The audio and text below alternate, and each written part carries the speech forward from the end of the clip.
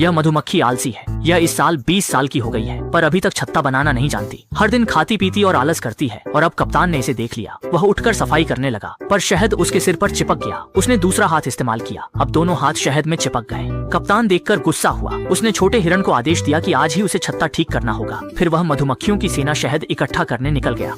छोटे हिरण ने शहद उठाया पर वह बहुत चिपचिपा था, इसलिए उसने जल्दी से उसे गेंद का आकार देने की कोशिश की मगर शहद हाथ से नहीं निकला। उसने तेजी से दोनों हाथ झटके आखिरकार शहद गिरा दिया। हैरानी की बात यह हुई कि शहद सीधे कप्तान के चेहरे पर लग गया। छोटा हिरण यह देखकर डर गया। वह जल्दी से दौड़कर कप्तान का चेहरा साफ करने लगा लेकिन अनजाने में उसने पूरे चेहरे पर शहद फैला दिया। कप्तान बहुत गुस्सा हुआ। उसने छोटे हिरण को डांटकर एक तरफ भेज दिया। फिर अपनी जेब से पराग निकाला, हाथों पर लगाया और बहुत आसानी से शहद को साफ कर लिया।